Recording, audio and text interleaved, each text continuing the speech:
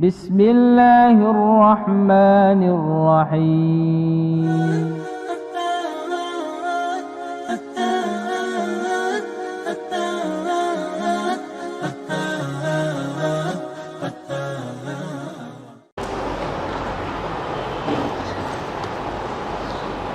Sebelumnya Allah SWT bimbing kita untuk mengikrarkan iyyaka na'budu wa iyyaka nasta'in. Hanya kepada Engkau ya Allah kami beribadah, kami tidak beribadah kecuali kepadamu saja, dan hanya kepada Engkau ya Allah kami meminta pertolongan. Kami tidak meminta pertolongan kepada selain Engkau. Lalu di ayat ini Allah bimbing kita, Allah tuntun kita, Allah wajibkan kita untuk memohon ihdinas siratal mustaqim, minta pertolongan kepada Allah agar diberi hidayah,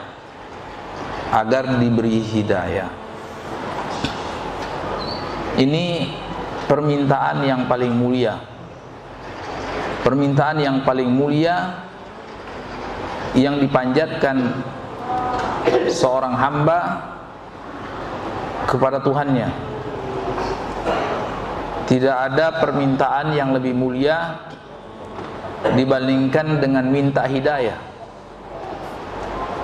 Sebagaimana tidak ada anugerah yang lebih besar daripada anugerah hidayah. Tidak ada nikmat yang lebih besar, yang lebih berharga, yang lebih mulia dibandingkan nikmat hidayah. Sehingga apa? Sehingga ini selalu kita baca terus, ini selalu kita panjatkan terus kepada Allah SWT untuk diingatkan. Wahai hambaku, bahwasanya nikmat yang paling besar, anugerah yang paling terindah, anugerah yang paling berharga itu adalah hidayah. Sehingga kita minta terus. Tidak ada di dalam ibadah-ibadah yang lain, enggak ada yang namanya doa Allah jadikan rukun ibadah, itu enggak ada, kecuali doa minta hidayah. Yang lain cuma sunnah-sunnah. Dianjurkan untuk berdoa Rabbana atina fid dunya hasanah wa fil akhirati hasanah wa qina adzabannar, di tawaf antara rukun Yamani dengan Hajar Aswad, ya. Tempat-tempat yang lain paling cuma sunnah, atau sebagian kecil mengatakan wajib. Misalnya doa Allahumma inni a'udzubika min adzabi jahannam, min adzabil qabri, wa min fitnatil mahya wal mamat, wa min fitnatil dajjal. Mayoritas ulama mengatakan sunnah, yang masyhur itu sunnah, walaupun sebagian kecil mengatakan itu wajib. Doa istiftah, ya, Allahumma ba'id baini wa baina khataaya kama ba'adtani, dan seterusnya itu sunnah saja. Tapi doa minta hidayah Allah jadikan wajib plus. Apa wajib plus? Rukun. Rukun itu kewajiban yang apabila ditinggalkan sengaja atau nggak sengaja sholatnya tidak sah. Kalau cuma sekedar wajib saja, misalnya tasyahud awal, itu wajib untuk menurut pendapat sebagian ulama. Kalau ditinggalkan tidak sengaja, itu bisa diganti dengan sujud sahwi. Tapi kalau yang namanya rukun, itu sholatnya batal, harus diulangi. Ihdinas siratal mustaqim itu bagian daripada Al-Fatihah, iya kan? Apa hukumnya sholat tidak baca Al-Fatihah? Tidak sah sholatnya. Nah, di sini Allah bimbing kita untuk minta ini terus, ihdinas siratal mustaqim, ihdinas siratal mustaqim, ihdinas siratal mustaqim. Karena apa? Permohonan yang paling penting, permintaan yang paling penting, doa yang paling mulia yang dipanjatkan oleh seorang hamba itu adalah minta hidayah. Enggak ada yang lain, tidak ada yang lain. Minta hidayah, minta hidayah kepada jalan yang lurus. Minta hidayah kepada jalan yang lurus. Sudah kita singgung juga bahwa hidayah itu terdiri dari dua makna hidayah. Baik hidayah yang sifatnya petunjuk, oh ini benar, ini salah, itu namanya petunjuk. Oh ini jalan menuju surga, ini jalan menuju neraka. Ya. Oh ini halal, ini haram, ini wajib, ini sunnah. Ya. Baik hidayah yang sifatnya global itu bahwasanya setiap muslim, setiap mukmin yakin yang hak itu cuma Islam, ya kan? Mukmin, setiap yang muslim mukmin itu yakin yang benar cuma Islam, yang masuk surga cuma Islam, ya kan? Kenapa? Ayatnya jelas. Inna dina indallah Islam, agama di sisi Allah hanya Islam. Allah berfirman, wa may yabtaghi ghairal islami dinan fala yuqbala min wa fil akhirati minal khasirin. Barang siapa yang mencari Islam selain Islam sebagai agamanya, barang siapa mencari selain agama Islam, tidak Allah terima. Dan kelak di akhirat dia akan menjadi orang yang sebenar-benarnya merugi.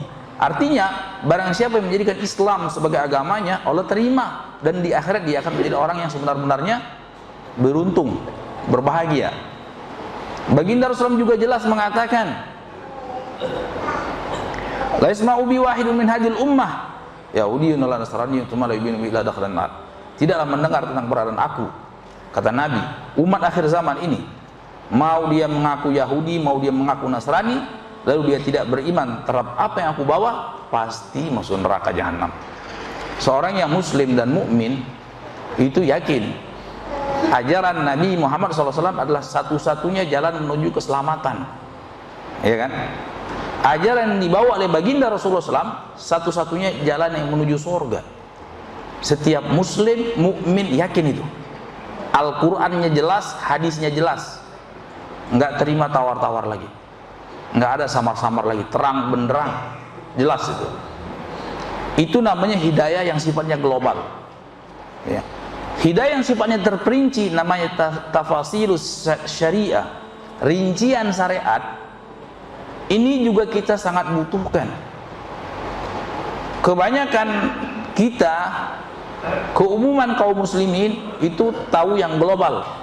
Udah yang benar Islam sudah selesai. Ya, yang penting kita rukun iman, rukun Islam selesai. Iya kan? Tapi di situ ada yang namanya tafasilus syariah, rincian-rincian syariat.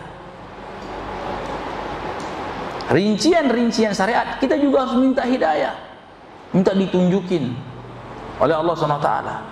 Karena Rasul SAW mengatakan al-iman bid'una sab'una syu'bah fa'a'lah syahadatan la ilaha illallah wa adanaha imatatul adanit tariq. Iman itu 70 sekian cabang. Yang paling tinggi seseorang mempersaksikan bahwasanya la ilaha illallah Muhammad Rasulullah, tiada zat yang berhak diibadahi dengan benar, tiada Tuhan yang berhak disembah dengan benar kecuali hanya Allah saja, ya, dan bahwasanya Muhammad itu adalah utusan Allah, hamba dan utusan Allah.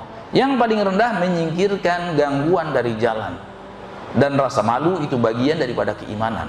Itu 70 sekian cabang pokok, belum ranting-rantingnya. Nah ini Allah tuntun kita untuk minta itu semua. Ya, iman kepada Allah, rukun iman misalnya. Kan iman kepada Allah. Ya, iman kepada Allah baru satu poin. Iman kepada Allah itu semakin sempurna keilmuan seorang tentang Allah SWT, nama-namanya, sifat-sifatnya yang mulia, itu akan semakin sempurna keimanannya. Iya. Nah, marilah kita berlomba-lomba untuk sampai kepada rincian-rincian syariat, dan itu diminta oleh Allah SWT. Itu diminta oleh Allah Subhanahu wa ta'ala. Allah tuntun kita untuk minta ini terus. Itu pula yang dipesankan.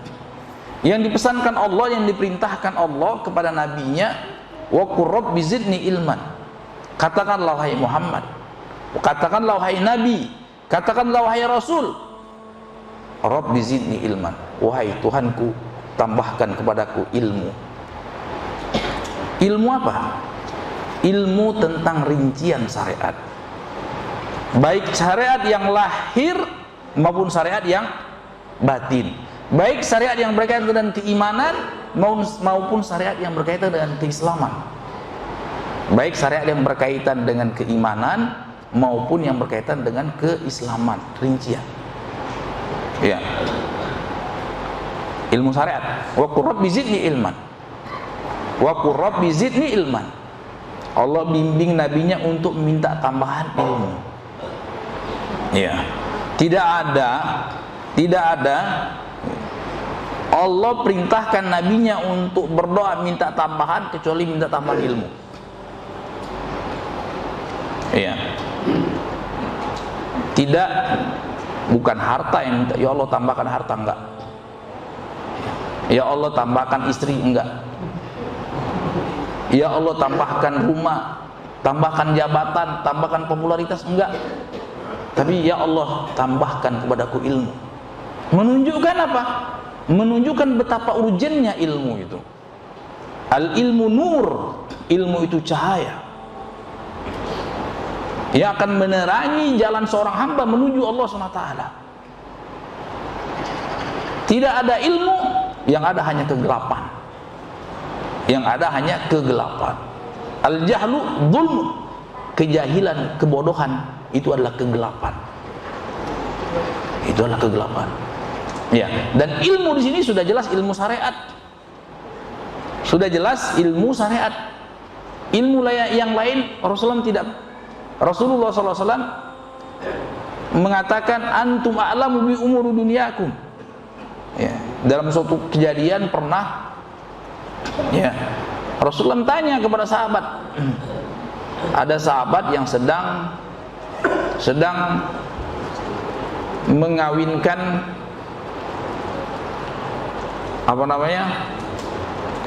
bunga korma. Ya, korma itu perlu dibantu perkawinannya.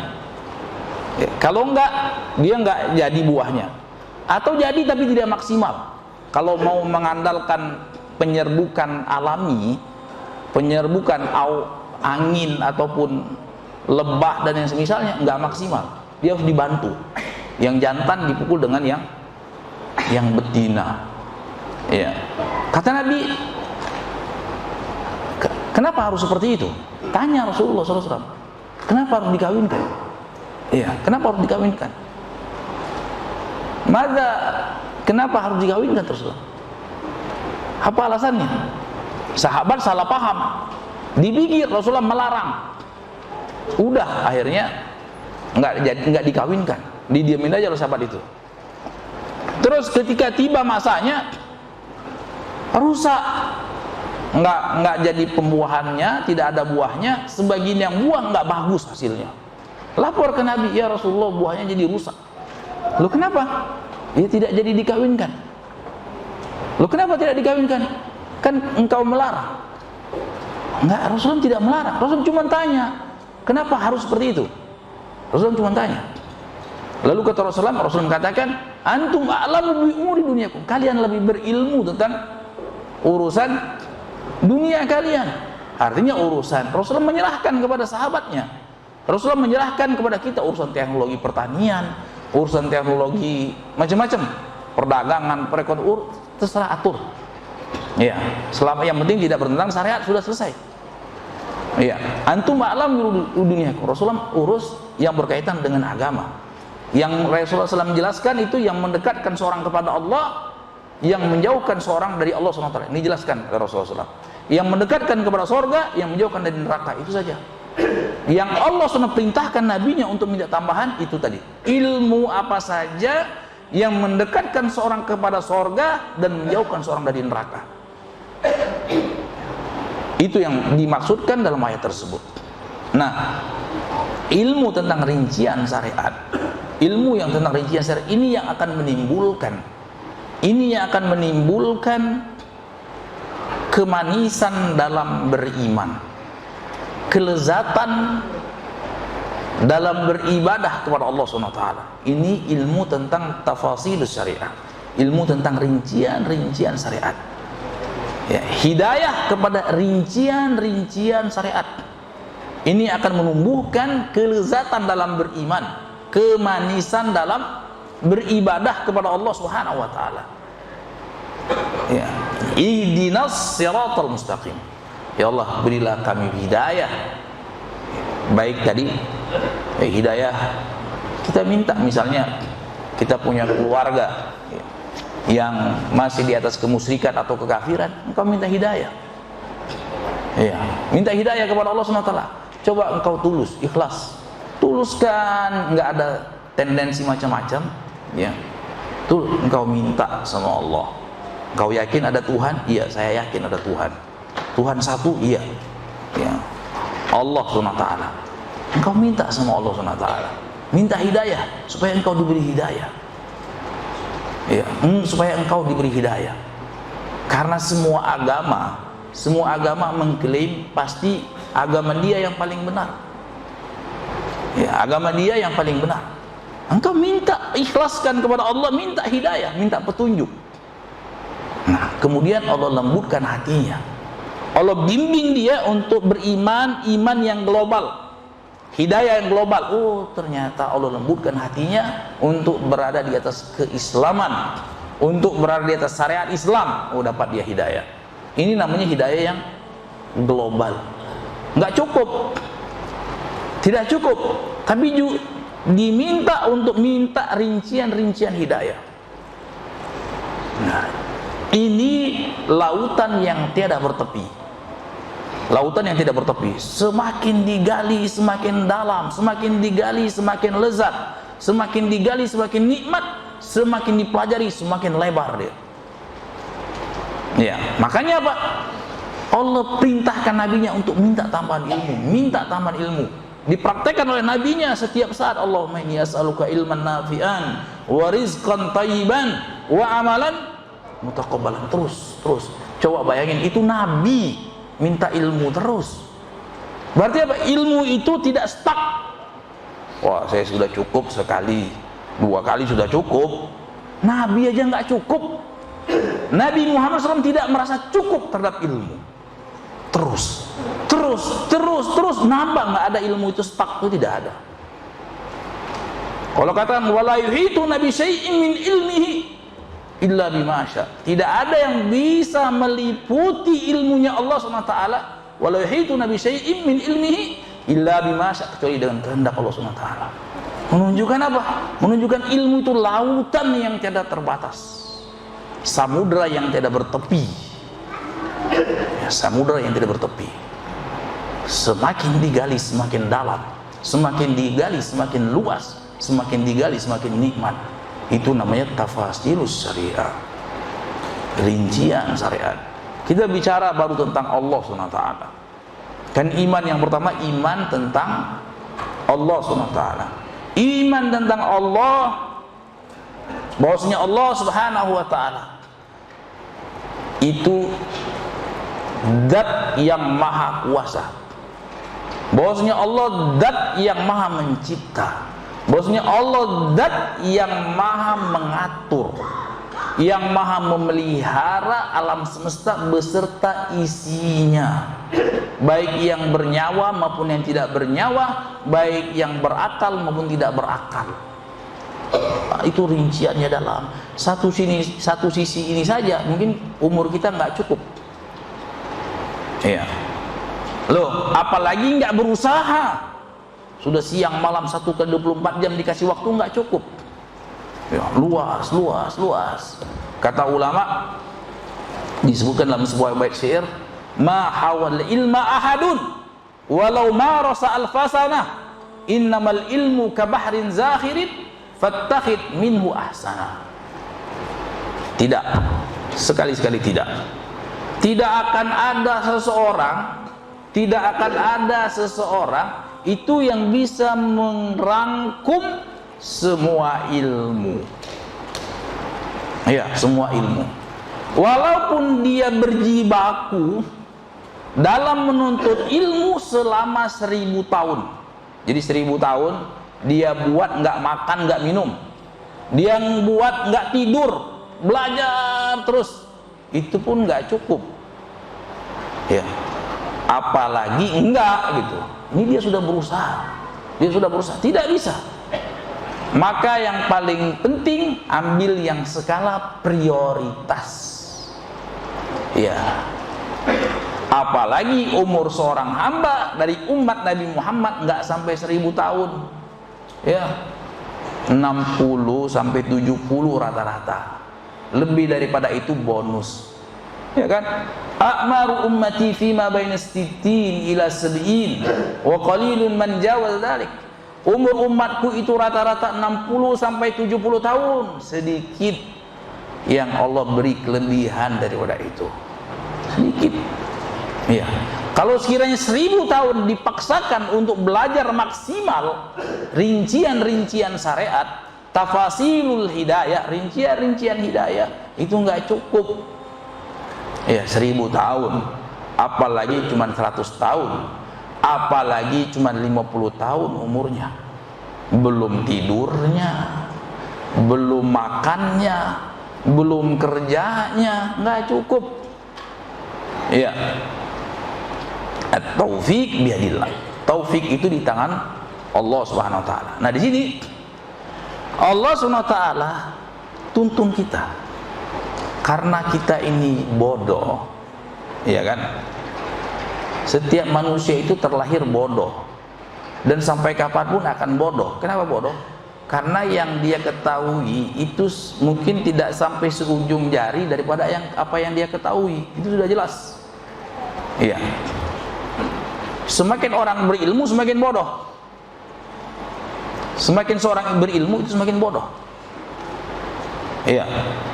Kata ulama, urutan-urutan orang yang berilmu, orang yang berilmu syariat itu ada 3 tingkatan.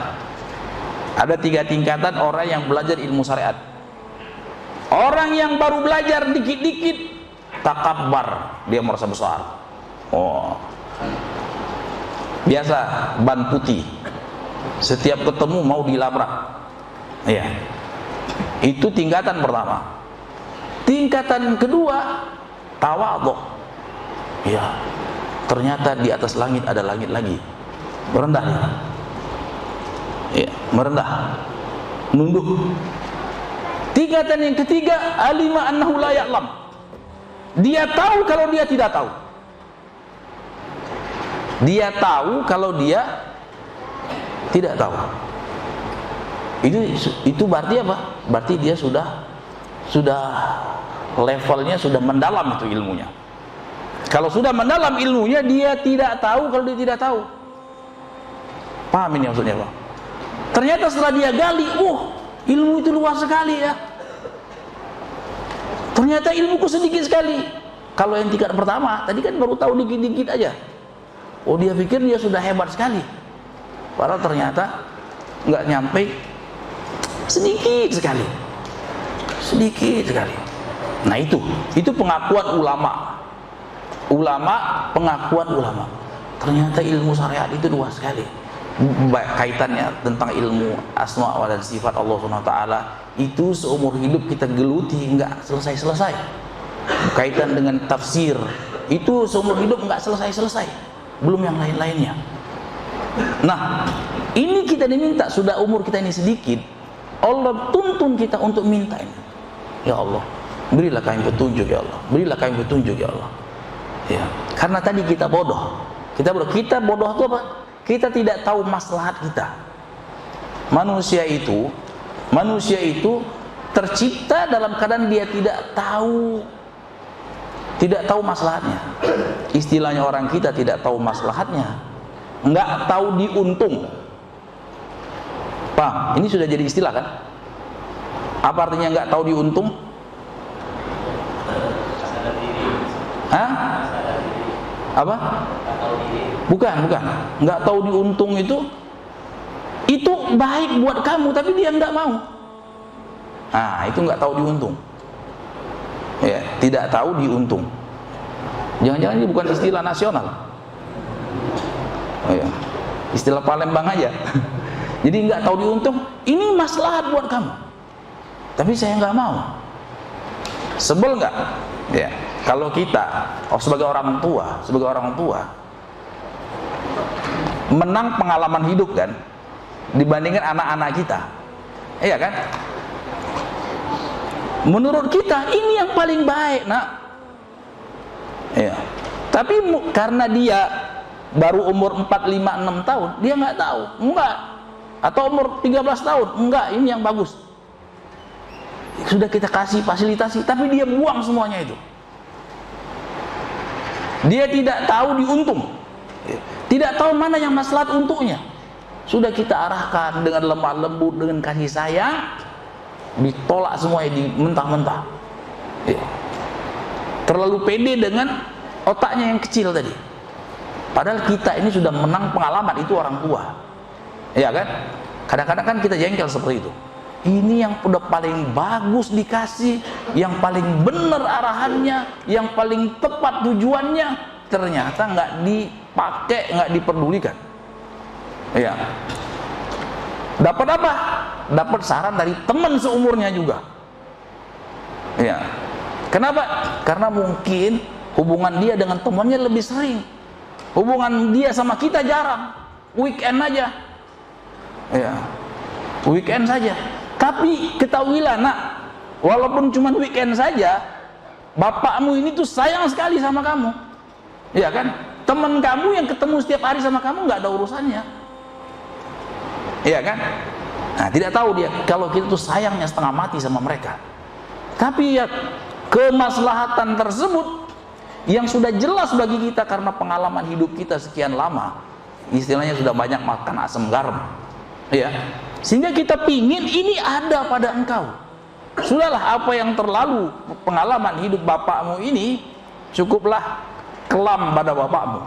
Jangan sampai kekelaman ini sampai kepada kamu juga. Itu kan pinginnya kita. Pinginnya kita, udah dulu kalau saya bisa mundurkan waktu, saya akan tempuh jalan hidup saya seperti ini. Tapi kan sudah telat.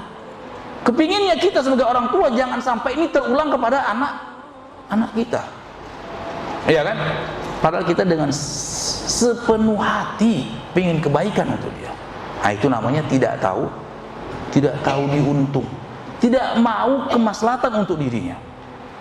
Nah, seorang hamba sama seperti itu juga. Allah itu tahu segenap kemaslahatan kita. Rincian-rincian yang kita butuhkan Allah Maha tahu. Allah Maha mengerti apa saja sih sebenarnya yang paling maslahat untuk kita. Allah Maha tahu. Tidak ada yang lebih maslahat dibandingkan hidayah. Tidak ada yang lebih penting bagi seorang hamba, lebih urgen dibandingkan seorang hamba, dibandingkan hidayah. Ini sudah, ini yang paling penting. Ini minta terus, minta coba. Minta ini. Ya. Karena ini jalan keselamatan di dunia dan akhirat. Jalan kebahagiaan di dunia dan akhirat. Semakin sempurna seorang hamba di sisi Allah, yang semakin berada di atas hidayah. Semakin bahagia seorang di sisi Allah, semakin sempurna hidayah yang ada padanya. Ya, kebahagiaan di dunia dan akhirat berbanding lurus dengan sejauh mana hidayah sampai kepada seorang hamba.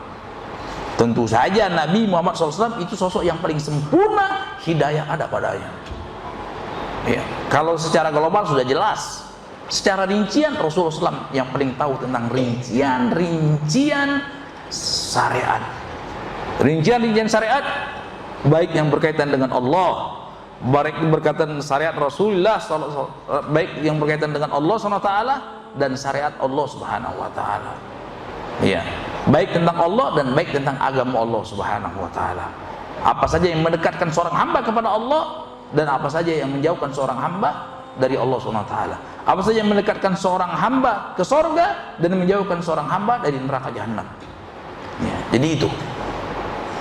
Jadi fokus maksimal, udah maksimal dalam minta hidayah. Kenapa? Karena nggak ada yang lebih maslahat daripada hidayah. Ya, petunjuk. Ya. Petunjuk dari siapa? Dari Allah SWT. Minta hidayah kepada Allah. Dan Rasulullah SAW tidak merasa cukup dengan doa ini di Fatihah ini. Ini yang paling penting, Ini yang paling penting. Maksudnya ketika kita minta hidayah, kapan yang paling penting? Ya ini ketika baca Al-Fatihah. Di dalam setiap rakaat kita. Iyyaka na'budu wa iyyaka nasta'in. Ihdinas siratal mustaqim. Ihdinas siratal mustaqim. Minta sama Allah. Rasakan. Benar-benar sepenuh hati, minta itu dengan sepenuh hati. Ya, minta dengan sepenuh hati. Ternyata ini pun Rasulullah SAW tambahin lagi. Ya, di dalam banyak doa Nabi banyak sekali minta hidayah. Yang paling terkenal, Allahumma inni as'alukal huda wat tuqa wal afafa wal ghina. Ya Allah, aku mohon kepadamu hidayah, ya, ketakwaan, ya, kehormatan diri, dan qanaah, kecukupan, ya. Dan doa-doa yang lain dari Nabi SAW banyak, ternyata tidak mencukupi. Kenapa? Betapa pentingnya minta hidayah. Bismillah, alhamdulillah, wassalatu wassalamu ala rasulillah wa ala alihi wa ashabihi wa mawala amma ba'd. Kita lanjutkan sedikit. Ikhwan fillah, akhwat fillah, jamaah yang dimuliakan Allah Subhanahu wa taala. Itulah yang dikatakan ulama, ihdinas siratal mustaqim. Itu ada hidayah ila sirat, ada hidayah fis sirat. Ada hidayah ila sirat, ada hidayah fis sirat. Hidayah ila sirat itu hidayah yang sifatnya global, yaitu seorang hamba diberikan petunjuk untuk berada di atas Islam, ya. Dan hidayah fis sirat, setelah dia di dalam Islam, dia perlu lagi minta untuk mendapat rincian-rincian hidayah tersebut. Nah, dari situlah disinggung oleh Imam Ibnu Qayyim rahimahullah ta'ala kesalahan sebagian orang, ya, bahkan kesalahan sebagian ulama yang salah paham dalam permasalahan ini, ya. Kenapa? Ihdinas siratal mustaqim setiap saat, bukan cuma setiap hari, setiap rakaat, bukan cuma sholat wajib saja, belum sholat sunnahnya, ya kan? Kita baca terus ihdinas siratal mustaqim. Kan kita sudah dapat hidayah. Kenapa minta terus? Minta itu yang belum kita dapat. Kalau yang sudah kita dapat, ngapain minta terus? Ya. Sebagian ulama mengarahkan, maksudnya apa? Maksudnya kenapa kita disuruh minta hidayah terus padahal kita sudah berada di atas hidayah? Itu dari sisi apa? At-tabat. Ya, dari sisi at-tabat. Supaya apa? Supaya kita konsisten di atas hidayah. Kata Imam Ibnu Qayyim, ini penjelasan yang kurang. Kalau mau dikatakan tidak tepat, ini kurang. Kenapa? Apa jawabannya? Saya ulangi. Ya. Kalau ada yang bertanya, kenapa sih Allah perintahkan kita dalam setiap rakaat itu minta ihdinas siratal mustaqim? Ya Allah, berilah kami petunjuk. Ya Allah, berilah kami hidayah kepada jalan yang lurus. Kan kita sudah berada di atas jalan yang lurus. Kok minta-minta terus? Minta itu sesuatu yang belum ada pada kita. kalau minta sesuatu yang ada pada kita, itu kurang kerjaan namanya. Ya, kita anak kita sudah kita kasih mobil, ya. Besok minta lagi mobil, lusa minta lagi mobil, 4 hari lagi minta lagi mobil, gedek tidak? Ya kan, minta terus, ya kan? Ini kan kurang kerjaan. Minta itu sesuatu yang belum ada. Nah, sebagian orang berkata seperti itu. Kenapa kita disuruh minta hidayah? Kan kita sudah pada atas hidayah. Kalau kita nggak ada atas hidayah, ngapain kita sholat? Bukti saya berada atas hidayah, ini saya sholat nih. Saya sholat, berarti saya sudah atas hidayah. Kenapa kita minta terus? Iya.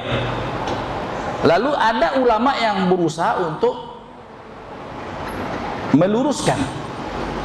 Ada ulama yang berusaha untuk menengahi. Oh, gini loh maksudnya. Kenapa kita disuruh minta hidayah? Supaya kita konsisten di atas hidayah, supaya kita istiqomah di atas hidayah. Kata Imam Al-Qayyim, ini jawaban yang tidak maksimal, jawaban yang kurang. Siapa yang bisa jawab? Jawaban yang maksimal seperti apa? Anak kasih hadiah. Iya, mestinya ada hadiah. Iya, apa jawabannya? Kurang. Kenapa? Ada lagi? Kurang. Barakallahu fiik. Masa anak harus kasih handphone cuma satu? Barakallahu fiik. Ya. Anak kasih doa, doanya lebih berharga dari handphone. Barakallahu fiik fid dunya wal akhirah. Iya. Kenapa kita minta hidayah terus? Enggak bosan-bosannya. Dan Allah SWT pun tidak bosan-bosannya. Iya. Untuk menjawab itu semuanya. Kata Allah SWT ketika mendengar ini. Jadi kata Allah mendengar setiap ayat per ayat yang kita panjatkan kepada Allah dari surah Al-Fatihah, itu Allah jawab loh. Ini spesial. Ada hadisnya spesial, hadis kursi, setiap ayat per ayat dari surah Al-Fatihah Allah jawab. Maka sebagian ulama mengatakan itulah sunnahnya. Kenapa Nabi Muhammad SAW, kenapa kita disunahkan untuk baca Al-Fatihah itu bukan satu nafas? Jadi kita rasakan Allah jawab. Ya, Allah jawab ketika kita baca. Makanya Nabi itu yamuddu maddan.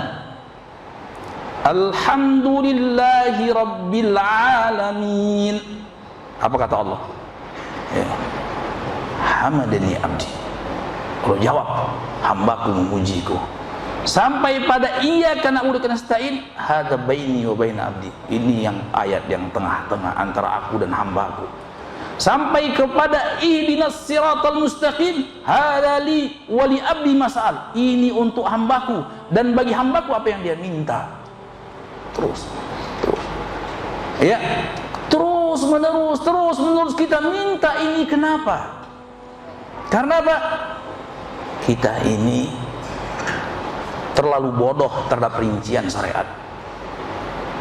Terlalu bodoh. Kita butuh rincian keimanan, ya, rincian keislaman, itu butuh rinciannya. Dari satu cabang keimanan saja, iman kepada Allah, itu aja habiskan waktu kita untuk mempelajari keimanan kepada Allah, itu lautan yang tidak bertepi, nggak habis-habis. Belum lagi kaitannya rincian terhadap ayat-ayat Allah, rincian tafsir Al-Quran, ini bagaimana ayat ini, alangkah indahnya, bagaimana, apa hukum-hukumnya, apa sisi akidahnya, apa sisi tauhidnya, itu luas sekali. Nah, kita minta rincian-rinciannya itu. Ya. Jadi apa? Kenapa terus-terusan? Ya karena kita ini sedikit sekali. Apa kata Allah SWT? Wa ma utitum minal ilmi illa qalila. Kalian itu tidak diberi ilmu kecuali sedikit. Karena sedikit ini, ya, karena sedikit ini kita harus minta tambahan. Walaupun itu pun tetap dikit, apalagi nggak minta. Minta saja dikasih tetap sedikit, apalagi tidak minta. Makanya harus terus-menerus minta terus, ya Allah minta. Ya, tapi kan selain minta kita harus berusaha. Harus ada usaha untuk menambah ini. Nah, yang pentingnya juga ternyata kita minta kepada Allah SWT itu, rincian syariat itu untuk menggerakkan hati kita. Supaya apa? Supaya kita tergerak. Ya. Supaya kita tergerak, selain minta hidayah, kita ada usaha. Ada usaha dan berusaha untuk mendapatkan rincian syariat tadi. Ternyata dengan doa kita minta hidayah tadi, Allah mudahkan jalan-jalan kita untuk berada di atas hidayah. Ya, jadi bukan sekedar minta tangguhan kita sudah dapat, enggak. Itu iya secara global iya, tapi secara rinciannya kita tidak pernah cukup. Allah kasih cuma sedikit. Itu kita minta maksimal, Allah kasih cuma sedikit. Apalagi enggak minta, apalagi tidak minta. Ya, apalagi seorang hamba tidak minta. Dan akan semakin mulia seorang hamba apabila semakin lengkap hidayah ada padanya. Siapa yang paling lengkap? Nabi Muhammad SAW. Wallahi inni la'alamukum billah wa atqahum lah. Demi Allah, aku paling berilmu tentang Allah SWT. Aku yang paling tahu tentang Allah di antara kalian. Sehingga apa? Sehingga otomatis aku juga orang yang paling bertakwa kepada kalian. Ya. Jadi, ihdinas siratal mustaqim, kenapa kita panjatkan terus? Itu alasannya. Karena rincian syariat kita dikit sekali. Sedikit sekali. Satu bab saja nggak cukup umur kita. Apalagi kita tidak mendalaminya. Apalagi ternyata itu sisa waktu luang kita saja. Makanya kita lemah. Kita lemah. Allah SWT yang memberikan kekuatan. Ya, kita jahil, Allah SWT yang memberikan ilmu tersebut. Terus. Itu rahasianya. Kenapa sih terus-terusan? Kita minta hidayah kepada Allah SWT. Kita minta petunjuk, ya, petunjuk baik bimbingan kepada rincian syariat. Ya, ihdinas siratal mustaqim. Ya Allah, berilah kami petunjuk sekaligus bimbingan kepada siratal mustaqim, kepada jalan yang lurus. Ya, ini terus-menerus. Jadi jangan sampai bosen. Ya, pertama karena tidak ada yang paling prinsip yang diminta oleh seorang hamba dibandingkan hidayah. Tidak ada yang lebih prinsip. Ini yang paling prinsip. Ini yang paling berharga. Ini yang paling mulia. Dengan hidayah seorang akan dikenalkan dengan rincian tauhid. Tauhid itu ada rincian-rinciannya. Ya. Dengan hidayah seorang akan dikenalkan dengan rincian iman. Dengan hidayah seorang akan diberikan oleh Allah SWT rincian-rincian tentang sunnah nabinya. Dengan hidayah seorang akan diberikan rincian-rincian tentang keistiqomahan. Dengan hidayah seorang akan diberikan rincian-rincian tentang jalan-jalan menuju kecintaan kepada Allah SWT. Ini hidayah. Jadi hidayah itu pintu kebaikan semuanya. Semua pintu kebaikan lewat hidayah. Petunjuk dan sekaligus bimbingan. Jadi petunjuk sekaligus tuntunan. Jadi kita ini selain dikenalkan petunjuk, kita juga harus dituntun. Ya. Dibimbing. Karena ketika tahu petunjuk saja tanpa dibimbing, tetap akan tersesat. Ya. Tidak cukup tahu, oh ini benar, tidak. Tapi tahu ini benar, kemudian minta sama Allah, ya Allah, tundukkanlah hatiku di atas kebenaran. Tetapkanlah hatiku di atas petunjuk. Ya. Kenapa? Karena sejatinya manusia ini penuh dengan kezaliman. Setiap orang penuh dengan kejahilan. Itu kita ini jahil. Sudah tahu kadang-kadang ini yang benar, tapi tetap saja nggak mau. Melenceng juga kita. Contoh yang simpel. Ya. Kata Nabi, lan aqul subhanallah walhamdulillah wala ilaha illallah wallahu akbar ahabbu ilayya mimma talat alaihi syams. Ya, saya tanya, ini kelurahan apa namanya? Cipinang Muara. Saya tanya, pingin nggak seluruh Cipinang Muara ini punyanya atas nama kita semuanya, SHM? Mau nggak? Mau. Jadi yang lain ngontrak. Pingin kan? SHM, nama saya semua, semuanya. Satu Cipinang Muara, keren kan? Iya. Ngebayang nggak? Sampai mati 7 turunan nggak kebayang itu, ya kan? Nggak kebayang. Kenapa? Ya belum tentu orang mau jual. Coba, duit kita banyak pak, saya beli di semua deh, supaya punya kita. Ya. Apalagi ngasih, jual aja enggak, apalagi ngasih. Nggak kebayang kan? Tidak kebayang. Itu baru Cipinang Muara. Kata Nabi, lan aqul subhanallah walhamdulillah wala ilaha illallah wallahu akbar ahabbu ilayya mimma talat asy-syams. Aku sekedar ucapkan subhanallah walhamdulillah wala ilaha illallah wallahu akbar, itu aku lebih senang daripada yang terkena olehnya sinar matahari. Apa artinya? Artinya kalau nanti dikonversi di akhirat, dijadikan bentuk real. Apa sih bentuk realnya? Subhanallah walhamdulillah wala ilaha illallah wallahu akbar. Itu nanti ada realnya. Nanti di akhirat ada realnya. Pahalanya ini loh, duduk. Nih subhanallah walhamdulillah wala ilaha illallah akbar. Realnya nanti, kata Nabi, itu lebih berharga daripada yang terkena padanya sinar matahari. Yang kena sinar matahari itu bukan Cipinang Muara aja kan? Hah? Apa sinar matahari buat Cipinang Muara aja? Enggak. Buat Jatinegara juga. Ya. Buat Pramuka juga, buat Menteng juga. Seluruh bumi terkena sinar matahari. Dan ternyata bukan cuma bumi aja kan? Yang lain juga terkena sinar matahari kan? Ya, jadi bumi itu punya kita, SHM. Kita yang punya. Yang lain ngontrak. Kalau mau beli aja, bayar. Ya, kata Nabi, sekedar mengucapkan subhanallah walhamdulillah wallahu akbar, itu lebih aku cintai. Kenapa? Karena dia lebih berharga daripada yang terkena pada sinar matahari. Lebih berharga daripada bumi dan seisinya. Di dalam bumi itu ada emasnya loh, ada permatanya, ada harta karunnya. Nggak tahu karun itu tenggelamnya sebelah mana. Ya, sampai sekarang nggak ketemu kan? Emas, perak, berlian itu, ya kan? Kunci gudangnya aja tuh, itu baru karun, belum yang lain.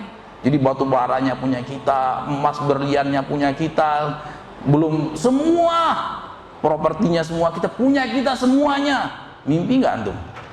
Ya, 7 turunan nggak mimpi itu. Kata Nabi, sekedar seorang mengucapkan subhanallah alhamdulillah wala ilaha illallah akbar, itu lebih mulia di sisi Allah SWT. Dan konversinya di akhirat itu lebih berharga. Kita sekarang nggak ngerasa. Nanti setelah di akhirat baru kita tahu, oh iya ya, ternyata pahala subhanallah walhamdulillah wala ilaha illallah akbar ternyata lebih berharga. Ya, nggak ada apa-apanya ternyata.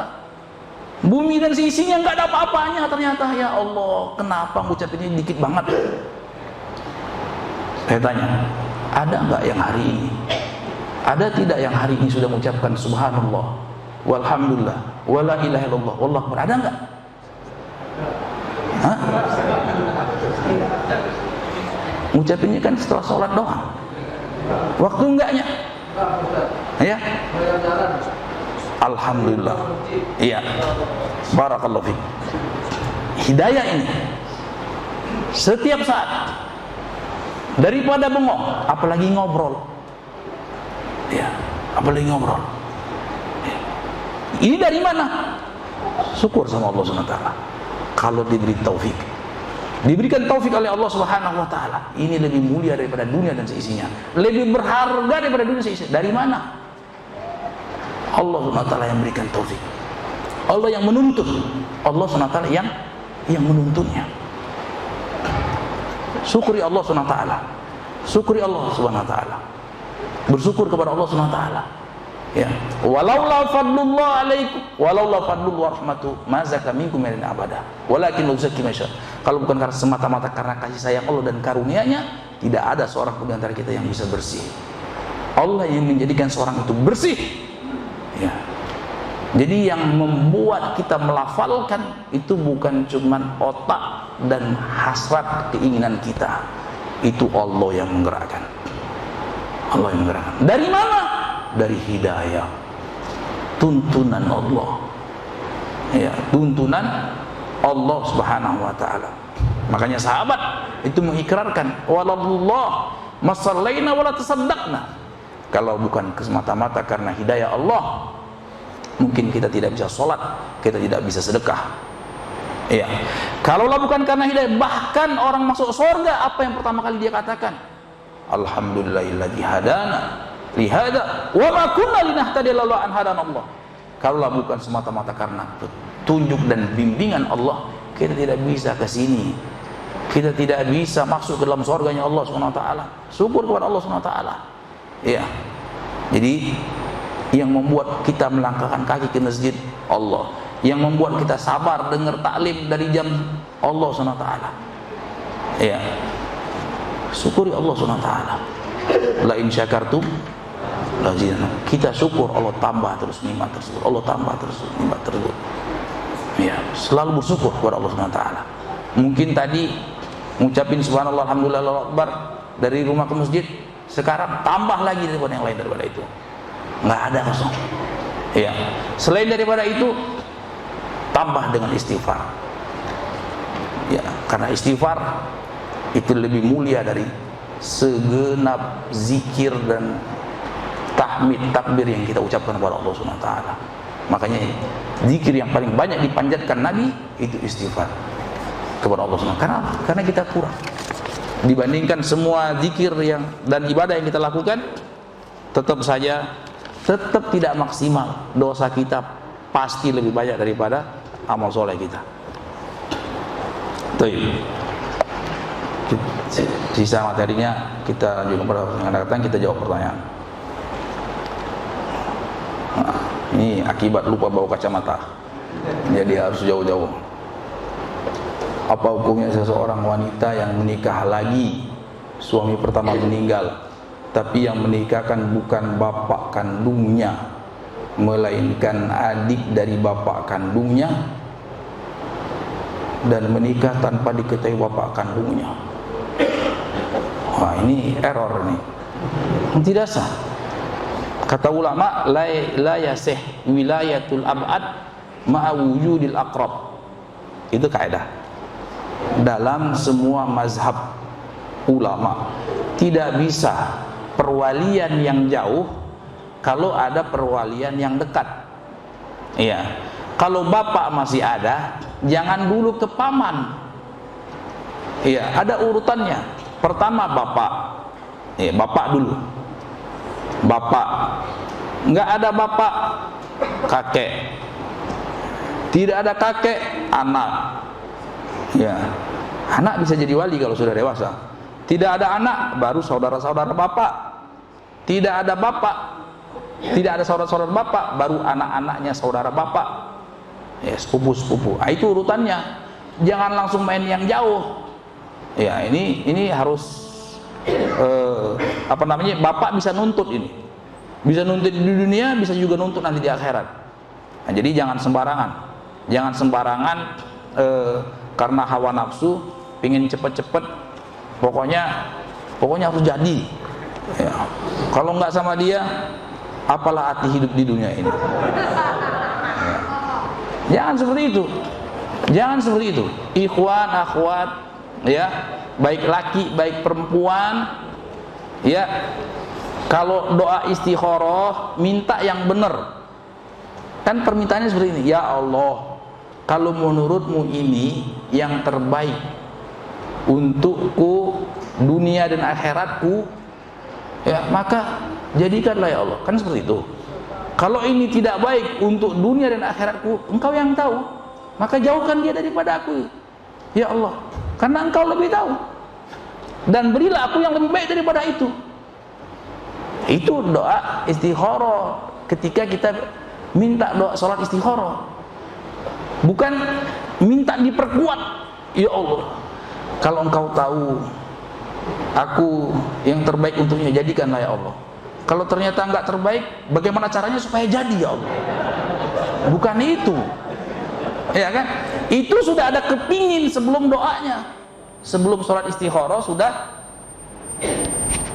sudah pingin jadi duluan.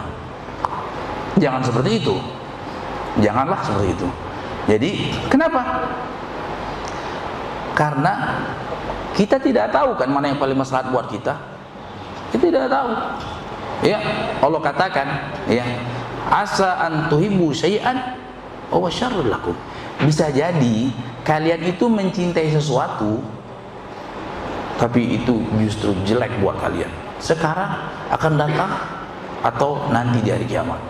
Bisa jadi kalian awalnya mungkin gak suka, tapi ternyata itu yang terbaik buat kalian. Wallahu ya'lamu wa antum la ta'lamun. Allah Maha tahu, kalian tidak tahu. Jadi seperti itu. Nah, ini tadi. Ini hati-hati, jangan sembarangan. Bisa tidak, dia tidak sah. Harus dipersetujui dengan bapaknya. Assalamualaikum warahmatullahi wabarakatuh. Mohon penjelasannya tentang sihir, santet, guna-guna. Apakah itu benar-benar ada? Kalau benar ada, bagaimana cara kita menolong orang tersebut? Ada. Coba dilihat dari surat Al-Baqarah itu tentang kisah Nabi Sulaiman. Wattaba'u ma tatlu syayatin wa 'ala mulki Sulaiman wa ma kafara Sulaiman walakinna syayatina kafaru yu'allimuna an-sihra.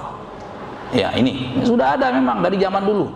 Yang Allah sebutkan itu ceritanya apa? Babilonia. Itu sudah legendaris, sihir legendaris. Ya, ada. Terus bagaimana cara mengobatinya? Ajarkan dia untuk bertauhid.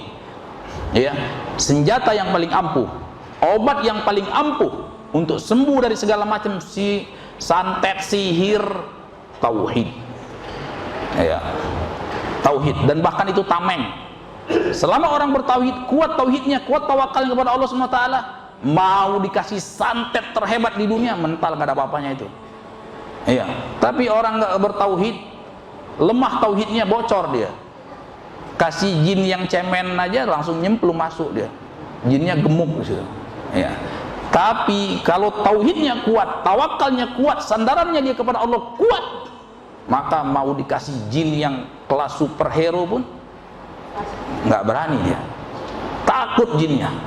Ya, lihat Umar itu kata Nabi, lau salaka Umar fajjan la salak syaitan fajjan ghairi fajji Umar. Umar itu kalau dia lewat satu gang, ya, setan akan cari gang yang lain. Papasan aja nggak mau, deket aja nggak mau sama Umar. Takut setan sama Umar. Kalau kita kan enggak, kerumunin setan, demen setan sama kita. Ya, ini kenapa? Karena mungkin tauhid kita lemah. Kalau tauhid kita kuat, tawakal kita kuat, sandaran kita kuat kepada Allah SWT, nah, jadi sosok seperti Umar. Setan nggak ada yang deket-deket. Apalagi sihir-sihir itu lemah. Inna kaida syaitan itu lemah.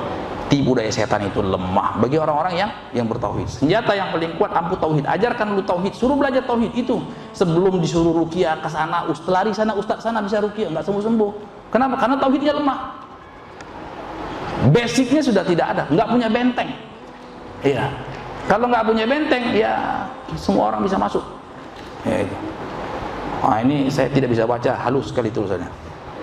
Nah, ini baru bisa. Assalamualaikum Ustaz, bagaimana supaya kita tetap bertauhid? Wah, pertanyaan yang paling bagus. Waalaikumsalam warahmatullahi wabarakatuh. Harus belajar tauhid terus. Ya. Bagaimana kita bertauhid? Harus mengerti tauhid. Tauhid itu kita beribadah hanya kepada Allah SWT saja. Kenapa kita harus beribadah kepada Allah Subhanahu wa taala saja? Karena Allah Subhanahu wa taala yang memiliki sifat-sifat kesempurnaan. Karena Allah Subhanahu wa taala yang Maha mencipta. Karena Allah Subhanahu wa taala yang Maha mengatur. Karena Allah yang Maha menguasai, karena Allah yang Maha memelihara alam semesta dan beserta isinya, termasuk kita. Mata kita bisa berkedip itu atas kehendak Allah. Ya, Kita bisa melangkahkan kaki itu atas kehendak Allah. Masya Allah kan wa malam yasa lam yakun. Apa saja yang Allah kehendaki akan terwujud, dan apa yang tidak Allah kehendaki tidak akan terwujud. Wallahu khalaqakum wa ma ta'malun.